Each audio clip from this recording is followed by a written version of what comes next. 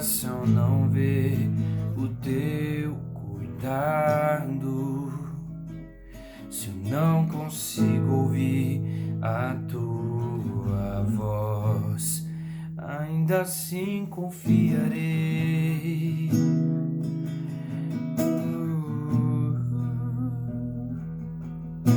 Sei que o meu Redentor vive, que se levantará sobre a terra. A tua bondade transbordará nossos desertos com misericórdia.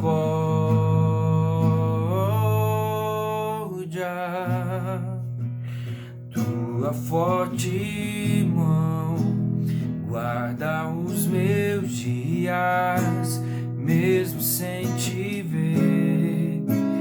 Eu pertenço a ti, teu perdão me cura, Deus, a tua cruz me limpa. Eu sei que não mereço, mas me amas com amor sem fim.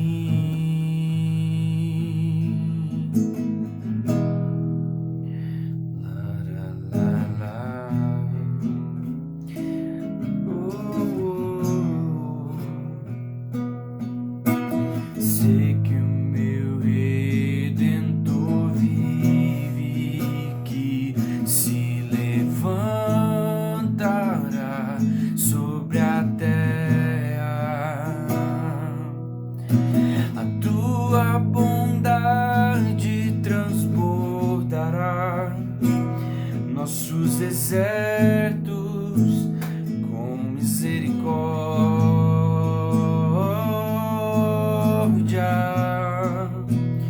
Tua forte mão guarda os meus dias, mesmo sem te ver.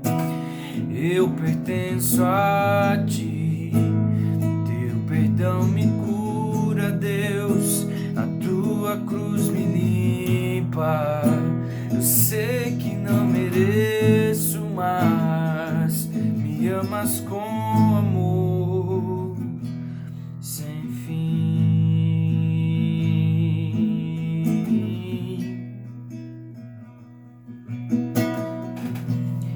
Porque Ele vive, posso crer no amanhã. Porque Ele vive, temor não há, mas eu bem sei, eu sei que a minha vida, que as nossas vidas estão nas mãos do meu Jesus, que vive está.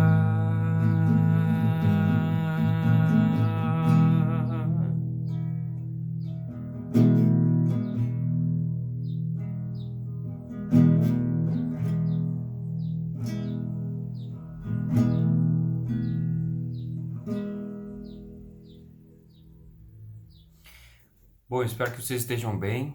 Hoje eu quero falar rapidamente um pouco sobre Deus e a pessoa de Deus, né? E eu não poderia começar isso falando outra coisa a não ser o que Paulo disse em Gálatas, e que a gente já leu inclusive nos nossos pequenos grupos, nossas reuniões, que é o seguinte: o evangelho que eu recebi não foi dado por nenhum tipo de homem, por nenhum tipo de revelação humana, por nenhum tipo de deslumbramento humano. O evangelho que eu recebi foi do próprio Deus. Isso serve pra gente também. O nosso Deus é tão pessoal que Ele mesmo revela as verdades do evangelho pra gente, né? Então tem gente que às vezes tem a sua vida espiritual pautada naquilo que homens fazem ou deixam de fazer. Mas Paulo ele deixa bem claro que o evangelho que ele recebeu foi do próprio Cristo. Então, do mesmo modo, nós recebemos as verdades de Deus do próprio Cristo. Esse temor que você tem, mesmo no momento onde a gente está meio que impedido de se reunir como igreja, e mesmo assim o seu coração ainda se mantém, poxa, eu queria estar em Cristo com os meus irmãos, tal, e tudo mais. Isso é o próprio Deus que colocou no seu coração. Então, o Evangelho de Cristo é o que nos mantém mesmo em todas as dificuldades, né? E, enfim, se você tiver com a sua Bíblia aí, Êxodo capítulo 3, Êxodo 3 do versículo 11 em diante, tem uma passagem bem interessante, né? E diz assim, ó: Moisés, porém, disse a Deus: Quem sou eu para me apresentar ao faraó? Quem sou eu para tirar o povo de Israel do Egito? Deus respondeu: Eu estarei com você. Este é o meu sinal de que eu sou aquele que o envia. Depois que você tirar o povo do Egito, vocês adorarão a Deus neste monte. Moisés disse a Deus: Se eu for aos israelitas e lhes disser: O Deus que seus antepassados me enviou a vocês, eles perguntarão: Qual é o nome dele? E o que devo dizer, Deus? E Deus respondeu a Moisés: Eu sou o que sou. Diga ao povo de Israel: Eu sou, me enviou à vontade de vocês. Deus também instruiu Moisés: Diga ao povo de Israel: Yahvé, o Deus de seus antepassados, o Deus de Abraão, de Isaque e Jacó, me enviou a vocês. Amém. É interessante a gente ver como Deus ele dá uma resposta a Moisés que desmantela ele completamente. Moisés estava se preparando para ir até o faraó, né, para interceder pelo povo, e ele vai até Deus tentando fazer algo que o convença a se apresentar de uma maneira miraculosa, para que o povo e faraó acreditassem que Deus, o verdadeiro Deus, o Deus de Abraão, de Isaque e Jacó, dos patriarcas, ia tirar eles do Egito, né? Então, basicamente o que Moisés está fazendo é indo até Deus e falando assim, como é que eu posso saber quem você é? Quais são as características que o povo já conhece, que eu posso comparar e dizer, ele é o Deus de vocês. Então Moisés está tentando achar algo com que ele possa comparar a Deus. Ele está tentando dizer para o povo de Israel, sabe aquele tipo de ritual que vocês fazem no sábado lá para Deus? Então, o mesmo Deus que vocês fazem ritual é o Deus que está chamando vocês agora. Então Moisés e o povo hebreu estavam esperando que Deus se apresentasse em algo que eles pudessem comparar. Quando na verdade, Deus simplesmente responde: Eu sou o que eu sou. E assim Deus quebra completamente as pernas de Moisés e do povo. Isso é uma coisa que às vezes acontece com a gente. Porque nós queremos pautar nossa experiência com Deus em coisas que nós já vivemos lá atrás, ou em coisas que irmãos na fé, outras pessoas estão vivendo ou já viveram com Deus. Então a gente fica tentando achar meios de comparar. A gente faz isso o tempo inteiro. A gente quer comparar o nosso emprego atual com o emprego antigo. A gente quer comparar o nosso relacionamento atual com o nosso relacionamento antigo. A gente quer comparar a nossa casa nova com a nossa casa antiga. Então a gente quer comparar com algo que nós já experimentamos o tempo inteiro.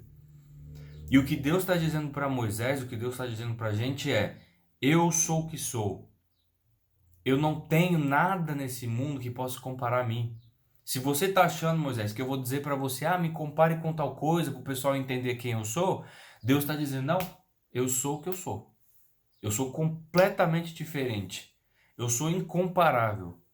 Sabe a noção que vocês têm de Deus? Eu sou completamente oposto. Eu sou o outro. E aí Deus se apresenta nesse momento, e eu uso esse termo, como outro. Então o nosso Deus é o outro. Que outro? O outro diferente de tudo que a gente já viveu, já experimentou e já viu. Sabe o Deus que faz isso, aquilo? Então, o nosso Deus é o outro. Sabe a religião, não sei lá o que. Então, o nosso Deus é outra coisa. Ele é incomparável, ele não cabe nessa sistematização humana. A gente quer o tempo inteiro colocar Deus numa caixinha e dizer que ele é assim, que ele é assado. Mas Deus é tão grande, tão infinito, tão incomparável, tão incabível na nossa consciência limitada, que ele é simplesmente o outro, incomparável. E é interessante porque a gente vê diversas expressões disso na Bíblia, né? A Bíblia fala que ninguém nunca viu a Deus. E algumas pessoas tiveram um vislumbramento rápido ali, né? Como por exemplo, eu vou dar um exemplo aqui de Isaías. Olha que legal que Isaías vai dizer. Isaías, se você tiver com a sua Bíblia aí, capítulo 6, versículo 5, né? Olha o que Isaías vai dizer sobre essa experiência onde ele contemplou a santidade de Deus, né? Num templo cheio de glória. Ele exclama o seguinte, Isaías 6, capítulo 5: estou perdido. Essa é a expressão de Isaías quando ele viu a Deus. Eu estou perdido. Porque no fim das contas é isso que acontece.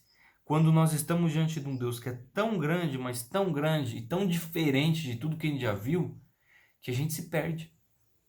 A gente não sabe como reagir, a gente não tenta ali encontrar algo para comparar e dizer, nossa, Deus é como isso, Deus é assim, é assado.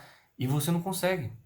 Porque ele é tão diferente de tudo que falta adjetivos para você comparar. E é isso que Deus está tentando mostrar para Moisés, para o povo e para a gente. Ele é incomparável. Só existe um jeito de você conhecer um pouquinho de quem esse Deus é. É vivendo as suas próprias experiências com ele, né? E é interessante que em Êxodo, ainda além de Moisés falar todas essas coisas, ele vai até o faraó. E ele vai simplesmente confiando em quem esse Deus é. Ah, mas Deus é assim. Não, Deus é Deus. Ele é o único Deus. Então, qual é a mensagem além dessa que Deus está querendo dizer? Dele ser o outro, dele ser incomparável, dele ser infinitamente único. Qual é a mensagem que Deus está tentando dar além dessa? É a seguinte: todas as vezes que os seres humanos de alguma forma tiveram uma experiência real com Deus, eles ficaram completamente perdidos. Pedro, por exemplo, ele diz: afasta de mim porque eu sou pecador. Ele teve uma profunda consciência de quem ele era e ele olhou para Deus e viu um ser tão, sabe, ele não conseguiu olhar de tão grande que ele é, de tão infinitamente incomparável que ele é.